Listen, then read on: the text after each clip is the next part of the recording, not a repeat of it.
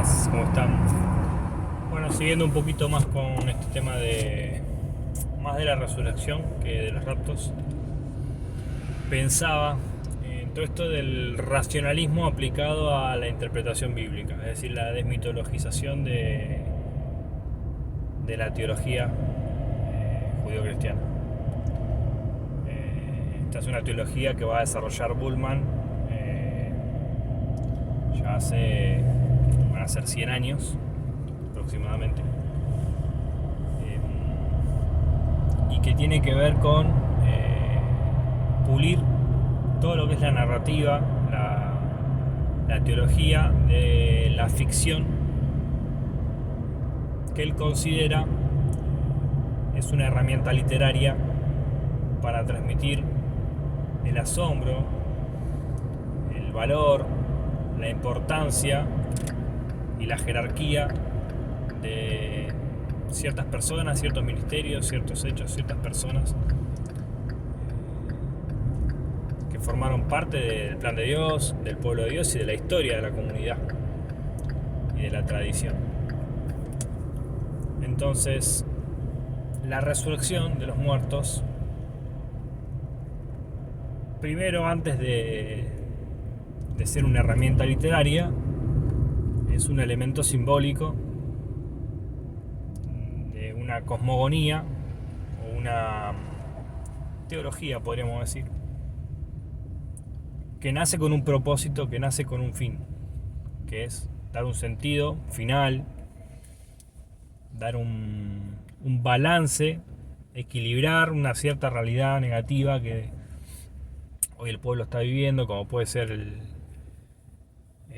exilio babilónico. Y al salir de eso, al reconstruir la nación, el pueblo, la cultura, la jerarquía, la política, la parte religiosa también, ¿no? El templo.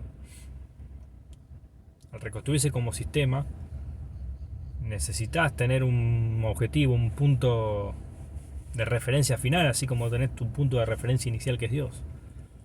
Entonces la resurrección va a ser ese elemento que va a juzgar, que va a dar su retribución al injusto y que va a dar su premio al justo. Entonces, en ese sentido, la resurrección es un símbolo de victoria, ¿no? De que los buenos han ganado, de que los justos han sido premiados, han sido exaltados por Dios, por su conducta, por su obediencia, por su arrepentimiento en todo caso, como David, por haber sido conformado o por haber sido, a pesar de su miseria, hecho conforme a la voluntad de Dios. La restauración del individuo, ¿no? En ese volver al propósito divino, a pesar de haber pecado. Entonces, en el Nuevo Testamento, esta idea de la resurrección va a estar mucho más presente que en los profetas. Por ejemplo, aunque está en Elías, en Eliseo, no están como hechos como elemento simbólico de la teología, sino como evento asombroso, como evento poderoso de Dios, que valida el ministerio profético, que expresa la victoria sobre el enemigo, en este caso no necesariamente la muerte, sino también la propaganda y el ejercicio profético de otros dioses. Y a partir de ahí, y a partir de ser un elemento de ese tipo en la narrativa profética antigua, va a poder formar parte después en el exilio de un símbolo de una teología escatológica, no necesariamente apologética, del poder de Dios, de su voluntad, ¿no? En la vida del profeta. Entonces, En el Nuevo Testamento la resurrección de Jesús es la victoria sobre la muerte. Es la victoria, es la redención propia del ministerio de Jesús. Es el inicio es la realización, el inicio como realización, de la escatología esperada. Es decir, de los eventos finales que esperamos. Por eso, tanto en la predicación de Jesús como en la predicación de Pablo, el fin es inminente. Porque si Jesús resucitó, estamos viviendo la resurrección, estamos a punto de vivir la resurrección de los muertos.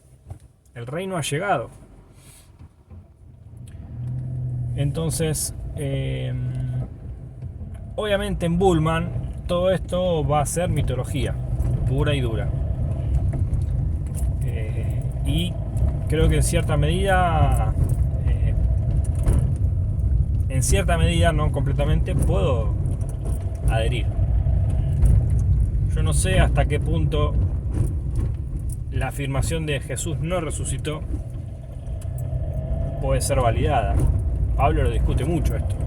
El apóstol Pablo lo deja bien claro. Si Jesús no resucitó, vana es nuestra fe. ¿Cómo dicen algunos de vosotros que no hay resurrección, que los muertos no resucitan? ¿Cómo lo dicen ustedes? Pero bueno, ya vemos que en el principio de la iglesia ya había hermanos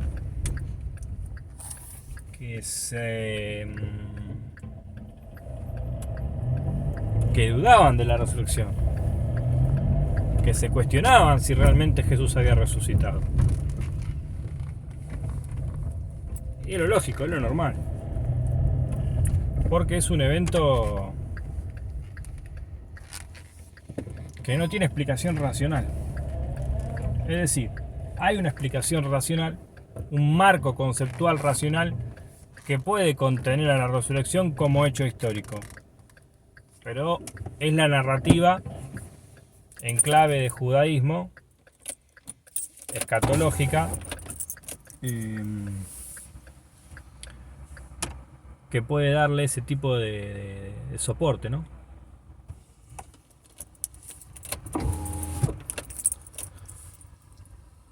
Pero a medida que uno va avanzando la historia y vamos teniendo más información y más datos y pudiendo hacer más filología y más crítica textual y más ciencias bíblicas, sale a la luz que ciertos hechos milagrosos no son hechos, sino herramientas literarias. Siempre lo repito y no me voy a cansar de decirlo porque no es aceptado todavía. Pero el arrebatamiento de Elías no pudo haber sucedido como hecho de la realidad. Justamente porque es indemostrable que pasó textualmente, porque aparece Elías después de haber sido arrebatado. Es que la teología se va pisando en algún punto.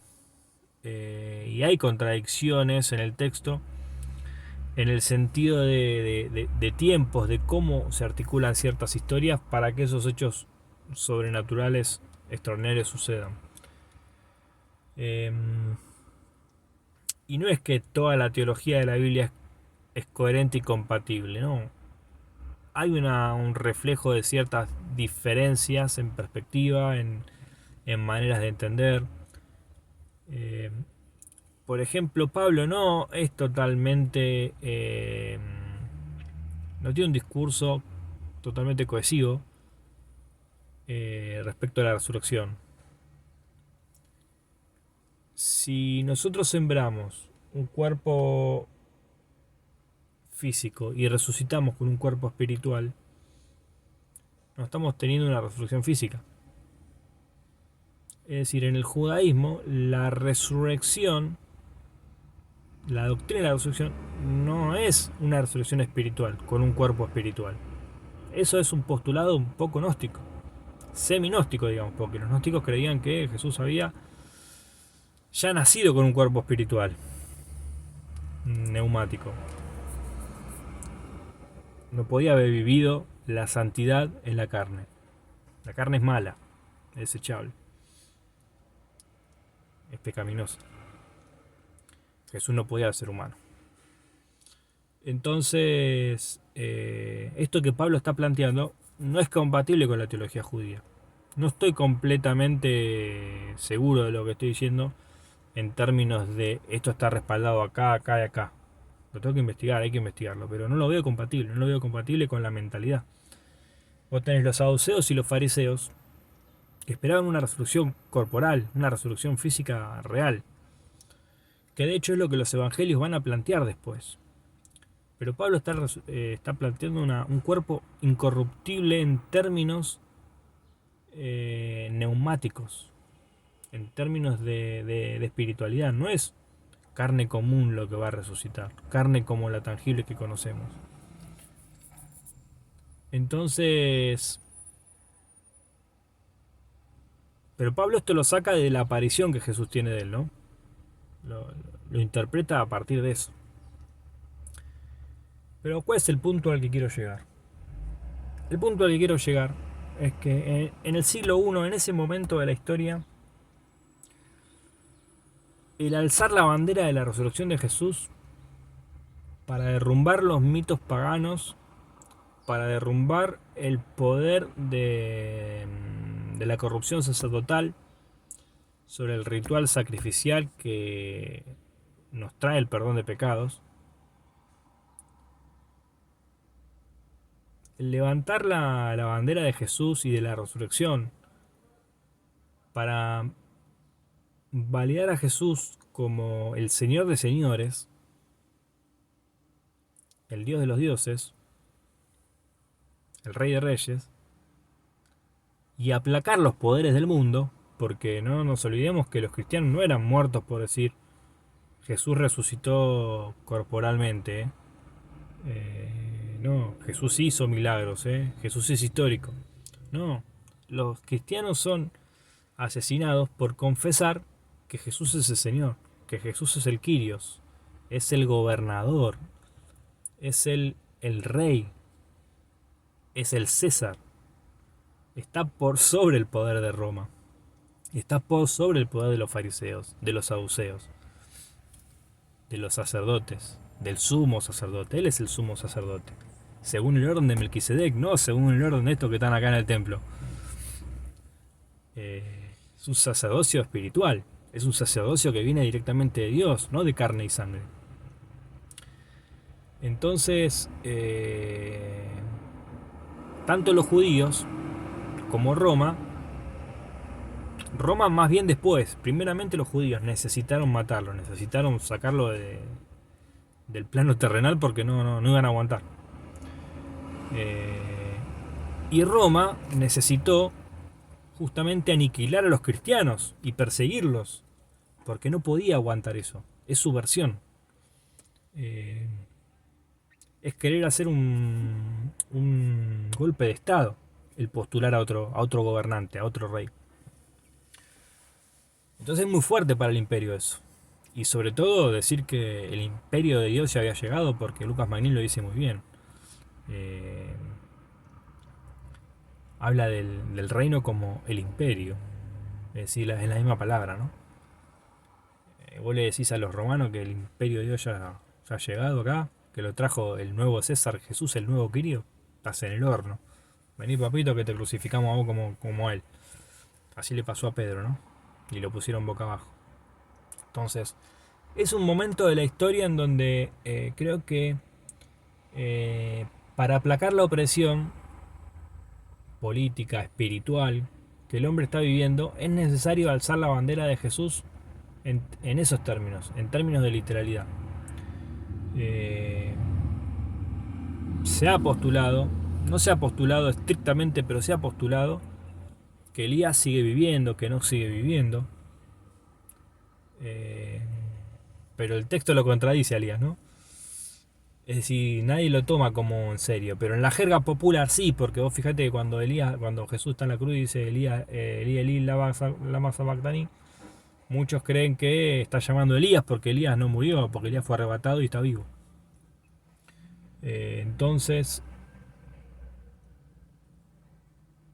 es como que en el inconsciente colectivo, en el imaginario colectivo, eh, Elías no había muerto y por eso lo llama Jesús.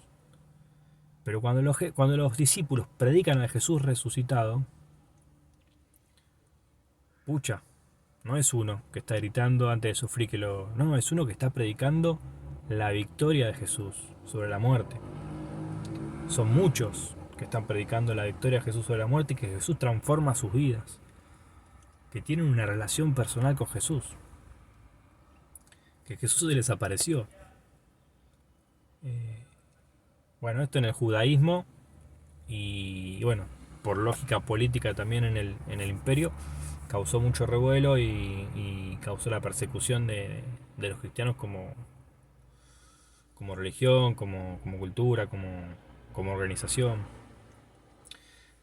Pero me voy de tema porque es complicado explicarlo. Pero el punto cuál es, Eh, que a veces hay que levantar banderas de ese tipo.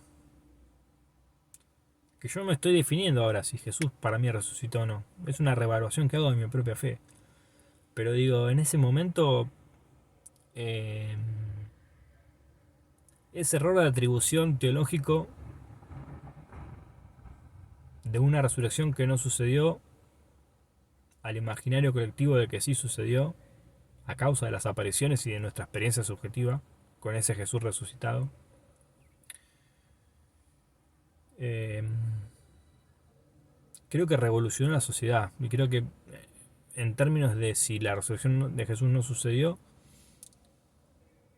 tiene una beta positiva como experiencia social, como hecho extraordinario de la psique humana, donde el hombre necesita imaginarse ciertas cosas o crear una historia, una narrativa, no necesariamente empíricamente real, pero por ahí sí, psicológica y espiritualmente real, que le ayude a formar el paradigma, la estructura para poder manejarse y revertir esa situación. Tendría que encontrar un buen ejemplo para ver cómo montando una métrica cerrada sobre una... Esto es una ecuación matemática casi. Una métrica cerrada sobre una incógnita específica, poder despejar la incógnita para averiguarla. Me parece que es posible algo así, un juego mental de ese tipo, que sirve y es eficiente, así como es eficiente una ecuación matemática para averiguar una incógnita. Eh, Así es eficiente la construcción de una ecuación psicológica en términos de teología y de la psique humana para solucionar un problema, digamos lo espiritual, en términos de que todo es espiritual, lo político, lo social, lo cultural, lo cotidiano, todo tiene un aspecto de espiritualidad porque todo está ligado con el plan de Dios. Entonces, solucionar un problema espiritual es solucionar tu economía, es solucionar tu emocionalidad, tu equilibrio emocional, tu equilibrio mental eh, y por supuesto tu relación con Dios, ¿no? Tu emoción y tu pensamiento hacia lo eterno, hacia lo trascendente.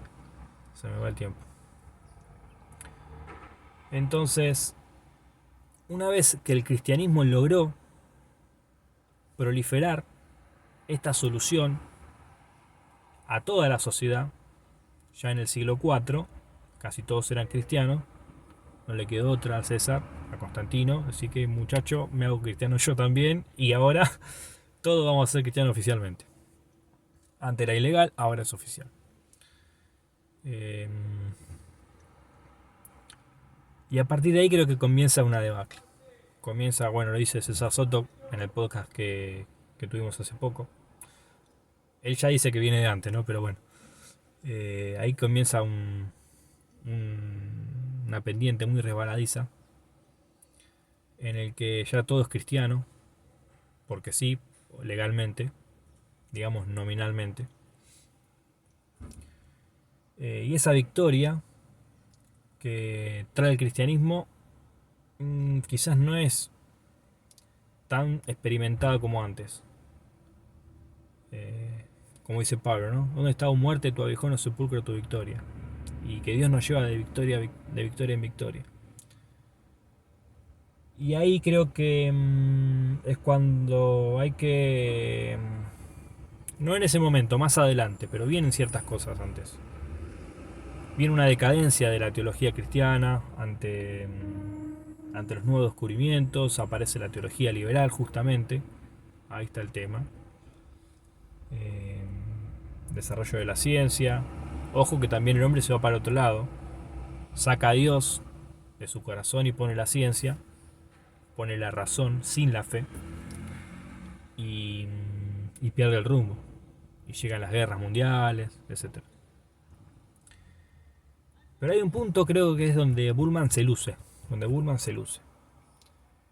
Que es que, a pesar de haber muerto una vez, como dice Pablo, a mí mismo, y haber nacido en Cristo, una vez que estoy en Cristo, también tengo que empezar a morir.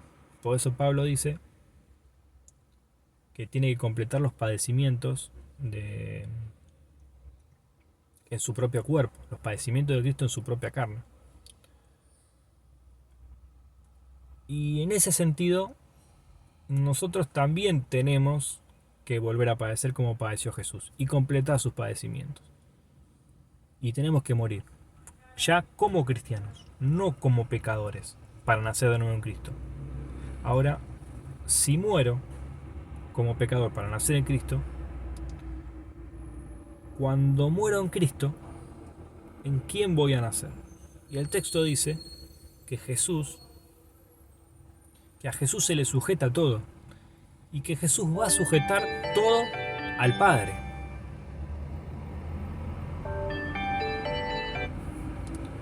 Por última vez. Y en el último tiempo. Entonces hay un momento en el que Jesús tiene que dejar de aparecer en escena. Y ahí es donde digo, Bullman, che, ¿será esto lo que dice Bullman? ¿Será que acá es donde hay que negar la resurrección? Porque estamos emancipados ya de ese relato que necesitamos para encontrar la verdadera espiritualidad, para encontrar de vuelta la conexión con Dios, porque ese relato se ha tornado no para todas las mentes ni para todos los individuos, sino para muchos individuos un estorbo. Pero el problema es que tienen que convivir todas las epistemologías de la época hoy. Porque hay gente que piensa como en el siglo I, hay gente que piensa como en la Edad Media y hay gente que piensa como en la Edad Moderna. Y hay gente que piensa como en la Edad Postmoderna. Y hay gente que todavía está en una isla cazando peces con una lanza porque vive en la prehistoria. Entonces estamos en una época donde la diversidad es tan grande, que en algunos puntos de la historia todavía están como en la época de Elías y de Eliseo. En otra época de la historia Jesús está apareciendo en visiones, en sueños. Y en una época de la historia estamos negando la resurrección y confirmándolo epistemológicamente, que eso no pudo haber sido. Y aún así seguimos siendo cristianos, ¿entendés? Es una locura. Entonces esta diversidad de epistemologías, de aproximación a la fe, me pone a Burman en un lugar importante. No reemplazando el lugar de Cristo, obviamente. Que con su sacrificio, cuando él dice, cuando Jesús dice, yo les doy potestad a ustedes para que perdonen pecados. Así que vayan, salen enfermos y perdonen pecados. Y esto lo toma la Iglesia Católica para atribuirle ese poder al Papa. Y le da potestad para perdonar pecados. Pero es como la sola escritura, o la sola fe, o la sola gracia. Es como los postulados, los eslóganes de la Reforma.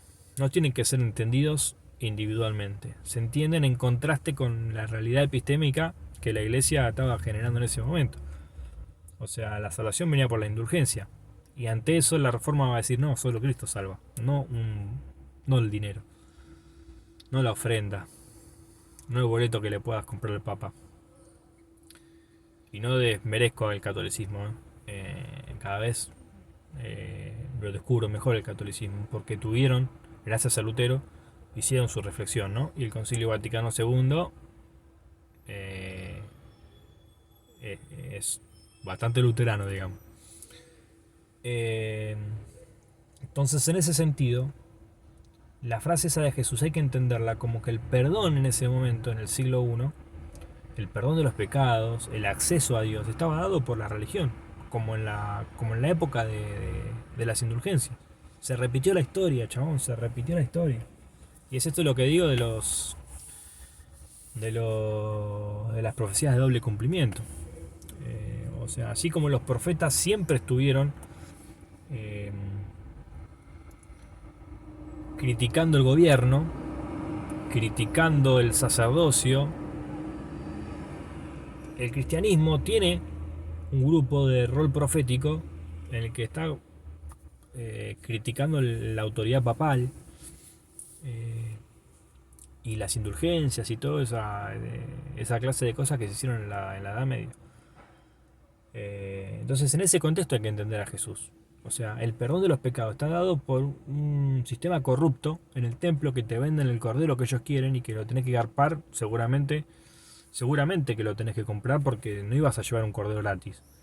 Pero seguramente que te estafaban y que te lo vendían 10 veces más. Entonces te ponían la vara bien arriba, ¿no? Fariseísmo. La vara bien arriba para exprimirte, para oprimirte y sacarte todo lo que tengas. No solamente materialmente hablando, sino también psicológicamente hablando. Para que vos los tengas allá arriba, les des autoridad, les des reconocimiento. Entonces, ante todo eso, Jesús entra al templo y hace desastre.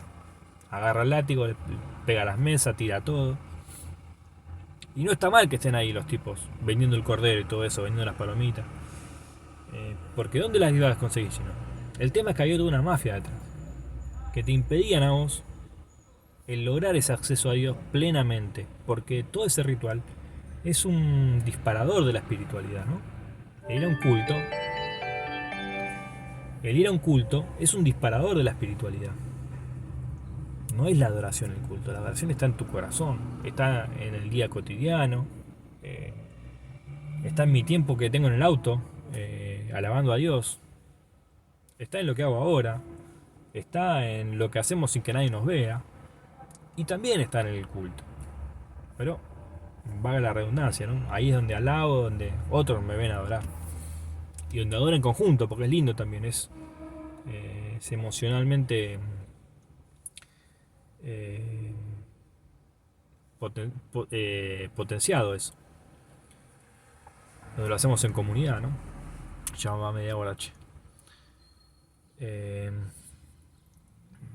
pero bueno, Jesús estaba criticando eso. Y ahora, a partir de su sacrificio, de la reinterpretación de su muerte en la cruz como una propiciación por el pecado del hombre, como un sacrificio pascual, como se hacía en el templo, a partir de eso, ese sistema corrupto deja de existir.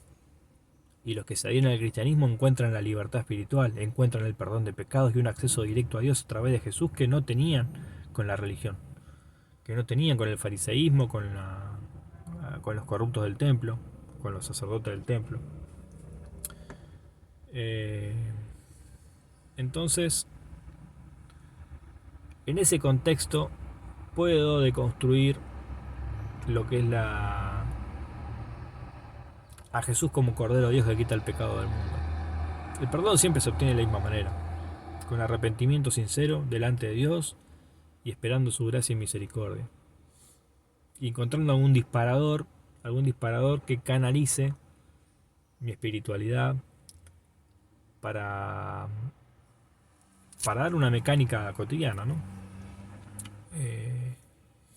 Para hacer una praxis de eso y que no quede en la mera intelectualidad y pueda pasar a las obras. Entonces, Cristo es eso, es un disparador de espiritualidad y es el último disparador de espiritualidad, a mi entender, ¿no? Por eso todos tenemos que ser cristianos. Pero no se trata de dejar el cristianismo en términos de negar la importancia de Cristo. Se trata de dejar el cristianismo, como dice Martín Paiva, en términos de morir como Cristo murió.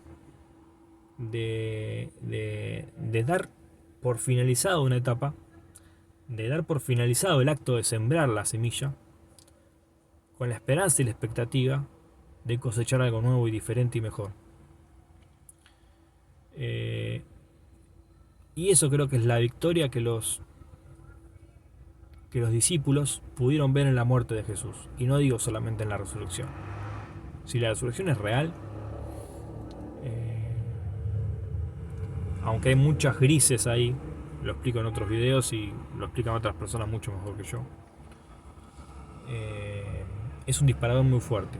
Pero teológicamente hablando, digo, todos decimos tener un encuentro con Cristo y que eso nos cambia la vida.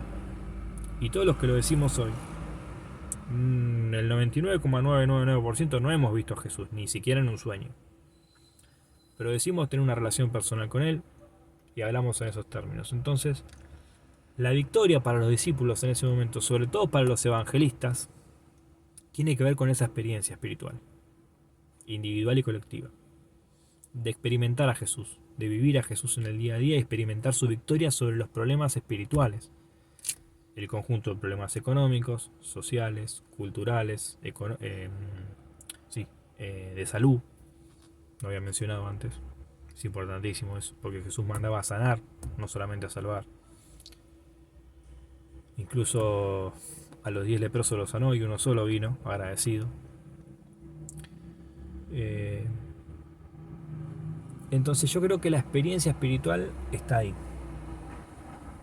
Hay una experiencia de victoria que me quita el temor a la muerte, donde yo puedo afrontar la muerte y tener la muerte no como un mal para mí, sino como una ganancia, dice Pablo. Y ahí está el clic. ¿Dónde está, oh muerte, tu aguijón, o sepulcro, tu victoria? En el momento en el que yo considero a la muerte un proceso natural, un paso, un cierre en esta etapa de trabajo, con la expectativa de que en el futuro va a haber algo nuevo, va a haber algo mejor, va a haber algo eternamente poderoso, vencía la muerte. Y es lo que Jesús planteaba, ¿no? Para Jesús el ir a la cruz fue su victoria, porque ahí cumplió el plan de Dios, cumplió el propósito de Dios, y a él le costó. Incluso le costó porque le costó negarse a sí mismo. Le pidió al Padre si podía no hacerlo. Pero él estaba convencido de lo que tenía que hacer. Estaba expresando su emoción. Él lo iba a hacer igual. Y lo hizo. Entonces, para él ir a la cruz fue su victoria. Su misión era morir, como muchos de los profetas y como los discípulos. Es decir, a Jesús no le pasó nada que no nos vaya a pasar a nosotros, como cristianos. Que tenemos que negarnos hasta la muerte, que vamos a resucitar y que vamos a ser conformados a su imagen. Creo que la única diferencia en términos de ontología, si me mantengo dentro del cristianismo histórico tradicional, y digo histórico tradicional a nivel legal y a nivel ortodoxo, porque a nivel herético, heterodoxo, hay cristianismo también. Y hay un cristianismo que considera a Jesús humano, un cristianismo muy judío que no lo considera a Dios. Si no me paro en esos términos, me paro en el término. La única diferencia es que él nunca pecó. Esa es la única diferencia. Que él fue puro desde el primer momento. Bueno, en algún sentido somos todos puros desde el primer momento. Medio pelagiano suena esto, pero se abordará en otro video. Y por eso se necesita la concepción virginal, ¿no? Para poder argumentar esa pureza, pero si no fuese así, si Jesús no fuese Dios, si Jesús fue un hombre común y corriente, determinado por Dios a mostrarnos su imagen plenamente, a disparar la revelación de Dios con tanta magnitud y afectar a toda la humanidad, obviamente, proposicionalmente, es decir, desde una perspectiva de la voluntad de Dios. Dios quería eso y Dios quiere esto. Si eso es así, aún todavía me parece el cristianismo más espectacular, más loable, con más sentido. Porque ahí sí puedo decir que si Jesús pudo, yo también puedo.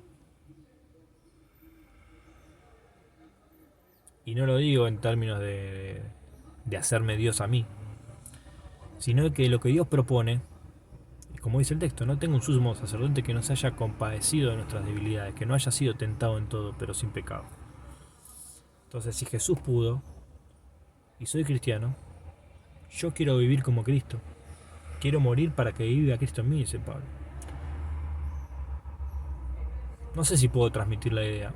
Es muy compleja, es muy compleja. La estoy empezando a investigar, la estoy empezando a digerir. Y muchos me van a decir que estoy negando el cristianismo.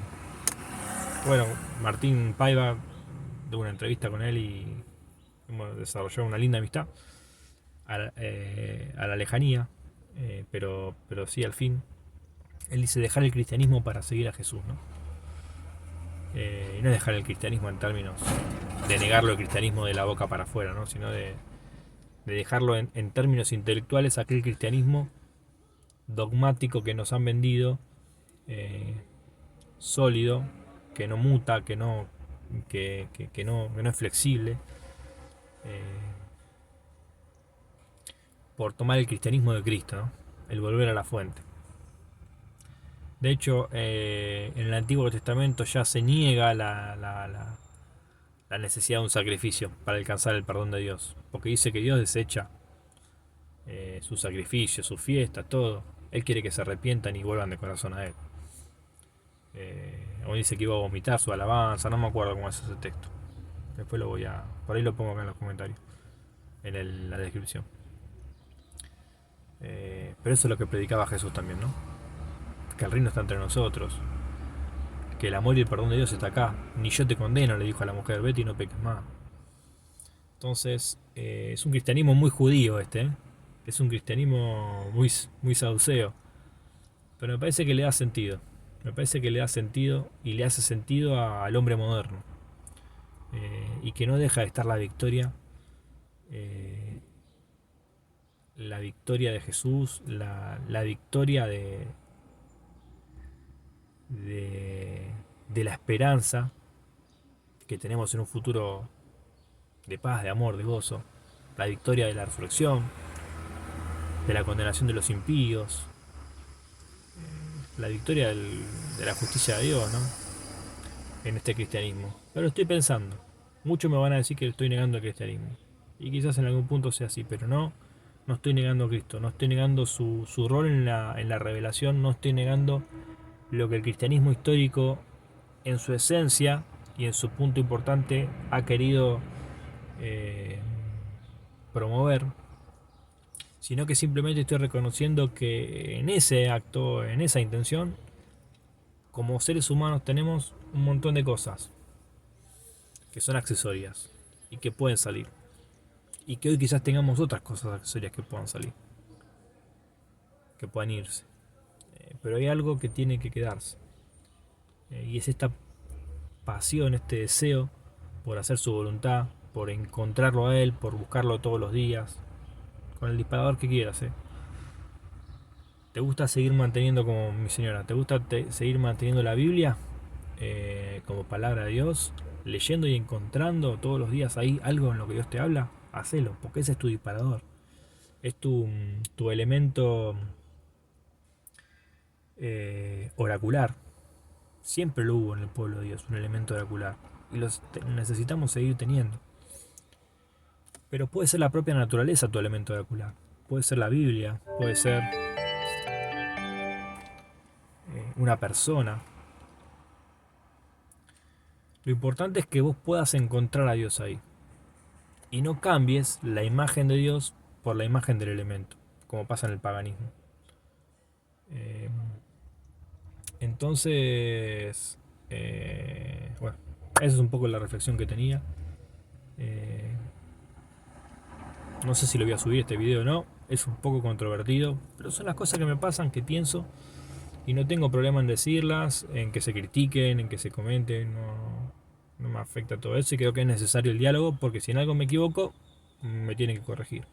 Y no hay personas que creo que en mi vida hoy, en mi vida física, es decir, eh, dialogando cara a cara, me puedan ayudar para seguir construyendo mi fe sensatamente, coherentemente y sin irme del camino, ¿no? Y lo necesito. Así que bueno, esto es un poco lo que reflexionaba.